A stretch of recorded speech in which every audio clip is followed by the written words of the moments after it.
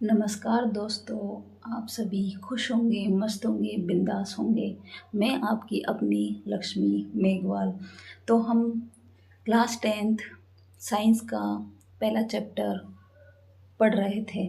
तो हमने अब तक पढ़ा है कि रासायनिक समीकरण को किस तरह से संतुलित किया जाता है। अब हम आगे पढ़ेंगे रासायनिक अभिक्रिया के प्रकार।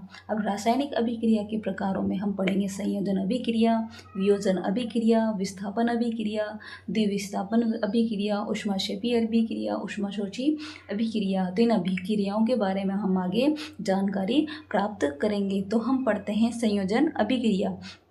संयोजन अभिक्रिया वह अभिक्रिया होती है जिसके अंदर दो अभिकारक मिलकर या आपस में अभिक्रिया करके एक उत्पाद का निर्माण करते हैं। उस अभिक्रिया को संयोजन अभिक्रिया कहते हैं। जैसे कि इसमें हमें दे रखा है कि कैल्शियम ऑक्साइड की रिएक्शन या इसकी अभिक्रिया किससे करवाई जा रही है? जल से करवाई जा रही है। तो बनेगा कैल्शियम हाइड्रोक्साइड प्लस निकलेगी ऊष्मा। यानी कि दो अभिकारक जब क्रिया करते हैं तो उत्पाद का निर्माण करते हैं।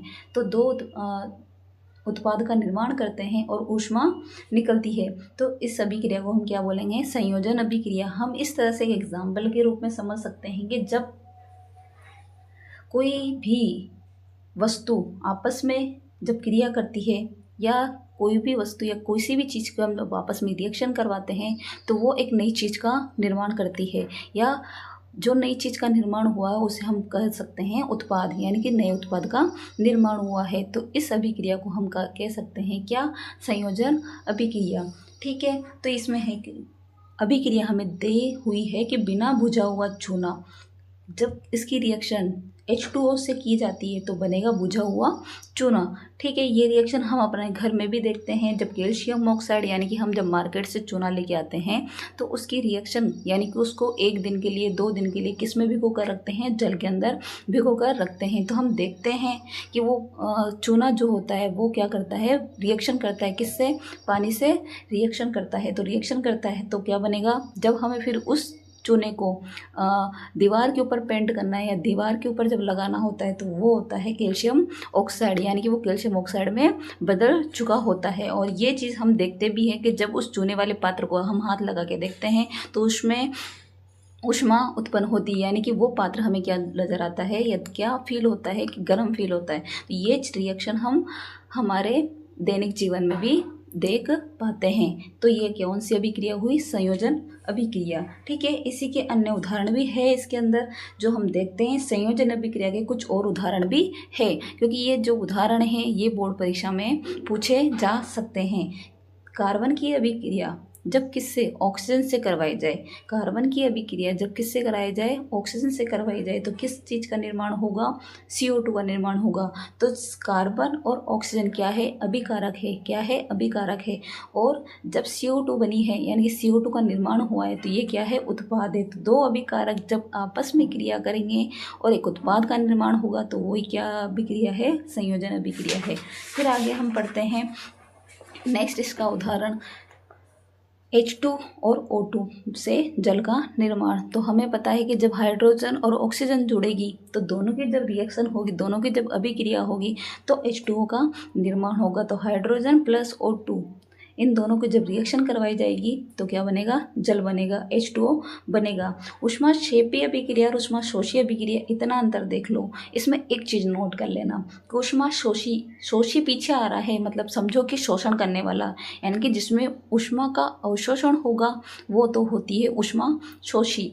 उसका दूसरा विपरीत हो जाएगा ऊष्माक्षेपी, जिसमें ऊष्मा निकलती है या उत्सर्जित होती है उसको बोलते हैं ऊष्माक्षेपी। यानी कि वह अभिक्रिया जिसमें उत्पाद के निर्माण के साथ साथ क्या हो? ऊष्मा का भी उत्पन्न हो। ठीक है।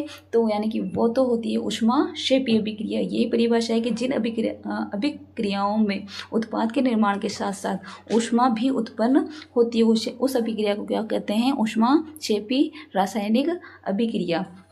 इसका उदाहरण देखते हैं प्राकृतिक गैस का दहन। प्राकृतिक गैस जो होती है मेथेन गैस, CH4 है मतलब मेथेन। ठीक है। इसका रिएक्शन हम जब करवाएंगे ऑक्सीजन से तो निर्माण होगा CO2 प्लस H2O प्लस ऊर्जा। तो यानी कि इससे में है कि मेथेन का जब ऑक्सीजन से रिएक्शन होगी, अभिक्रिया होगी, तो CO2 बनेगी, CO2 के साथ H2O निकलेगा, H2O के साथ किस चीज़ का निर्माण हो रहा है, ऊर्जा का निर्माण हो रहा है। यानी कि ऊर्जा बन रही है, तो अभिक्रिया कौन सी है, ऊष्माक्षेपी। ऊर्जा उत्पन्न होना, ऊर्जा निकलना ही ऊष्माक्षेपी अभिक्रिया है, उत्पाद के साथ निकलती है। ये याद रहे हमेशा कि उत्पाद के साथ क्या रहती है, ऊष्मा निकलती है। तो यानी कि वो सभी क्रियाओं को हम पहचानेंगे कैसे, ये ऊष्माक्षेपी अभिक्रिया है। इसके अन्य उदाहरण भी इस तरह से है।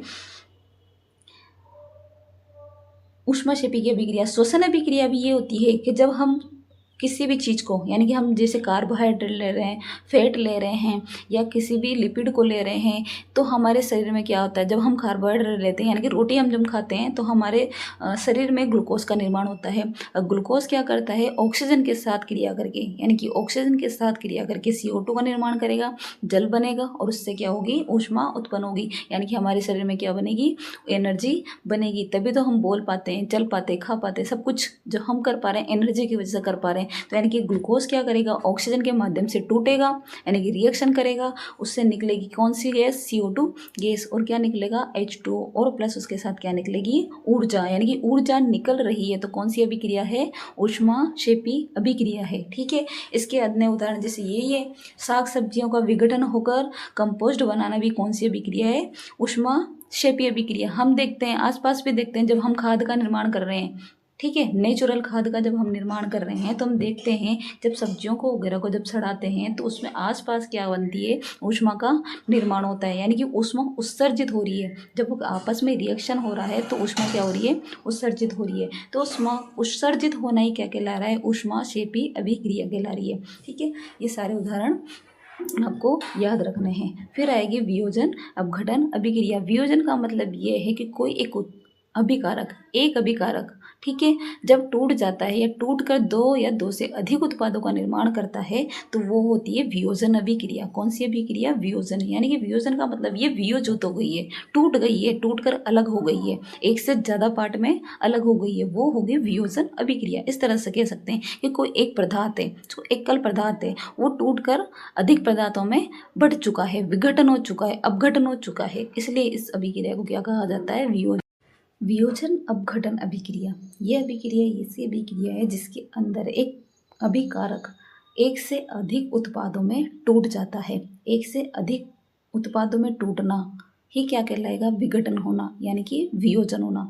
कहते हैं कि वही कोई एक, इस तरह से मान सकते हैं कि कोई एक चीज़ है, हमारे पास कोई एक चीज़ है, उसको जब हम ऊष्मा दे रहे हैं, ऊष्मा देंगे, तो वो क्या करेगी, एक से अधिक पदार्थों में क्या करेगी, टूट जाएगी। वो टूटना, विघटन होना वियोजन अभिक्रिया कहलाती है। यानी कि हम कह सकते हैं परिभाषा में कि एक अभिकर्मक, ये ना एकल अभिकर्मक टूट कर छोटे छोटे उत्पादों में उत्पाद प्रदान करता है। ऐसी अभिक्रिया को क्या कहा जाता है, वियोजन अभिक्रिया कहा जाता है। ठीक है, तो यानी कि ये परिभाषा है कि एकल अभिकर्मक टूटकर छोटे छोटे उत्पाद प्रदान करता है। ऐसी अभिक्रिया को कौन सी अभिक्रिया कहा जाता है, वियोजन अभिक्रिया कहा जाता है। ठीक है, यानी कि इस तरह से हम कह सकते हैं कि जैसे फेरस सल्फेट है, ठीक है, फेरस सल्फेट यानी FeSO4, ये फेरस सल्फेट है। इसको जब ऊष्मा दी जाएगी, क्या दी जाएगी, ऊष्मा दी जाएगी, तो ऊष्मा दी जाएगी तो फेरस ऑक्साइड बनता है। क्या बनेगा, फेरस ऑक्साइड बनेगा, और दो गैसें निकलेगी, SO2 गैस और SO3 गैस। तो वही चीज़ें कि एकल उत्पाद को जब ऊष्मा दी जाती है, तो दो या दो से अधिक उत्पादों में क्या हो जाएगा, ये विघटित हो जाएगा, वियोजित हो जाएगा। इस अभिक्रिया को ही क्या कहा जाता है, वियोजन अभिक्रिया कहा जाता है। ठीक है, तो इसमें ये चीज़ है कि गर्म करने पर फेरस सल्फेट का क्रिस्टलन जल त्याग देता है, क्रिस्टलन का रंग बदल जाता है। इसके उपरांत यह ferric oxide Fe2O3, sulphur dioxide SO2 तथा सल्फर ट्राइऑक्साइड SO3 में वियोजित हो जाता है। फेरिक ऑक्साइड ठोस है, जबकि SO2 और SO3 क्या है, गैस है। ठोस है तभी तो सॉलिड लगाया उसके आगे। ठीक है, ऊष्मा देने पर कैल्शियम कार्बोनेट का कैल्शियम ऑक्साइड तथा कार्बन डाइऑक्साइड में वियोजन होना ही क्या कहलाता है, वियोजन अभिक्रिया कहलाता है। ठीक है, जिसका उपयोग विभिन्न उद्योगों में होता है। कैल्शियम ऑक्साइड को चूना या बिना बुझा हुआ चूना कहते हैं कैल्शियम ऑक्साइड को, क्योंकि अभी हम आगे संयोजन अभिक्रिया में पढ़ के आए थे ये। इसके अनेक उपयोग में से एक उपयोग सीमेंट के निर्माण में होता है। ऊष्मा के द्वारा की गई वियोजन अभिक्रिया को ऊष्मीय वियोजन कहते हैं। ठीक है, तो यानी कि कैल्शियम जो कार्बोनेट है, चूना पत्थर है, जब इसको ऊष्मा दी जाती है तो बनेगा क्या? Calcium oxide plus CO2 gas, यानी कि एक अभिकारक जब ऊष्मा दी जाती है तो 2 या 2 से अधिक उत्पादों में टूट जाता है, तो इसे वियोजन अभिक्रिया कहेंगे। तो दूसरा उदाहरण हम ये पढ़ सकते हैं कि कैल्शियम कार्बोनेट को जब ऊष्मा दी जा रही है तो क्या बन रहा है? Calcium oxide plus CO2 gas बन रही है। ठीक है, तो यानी वियोजन अभिक्रिया में हम ऊष्मा देते हैं और संयोजन अभिक्रिया में ऊष्मा निकलती है।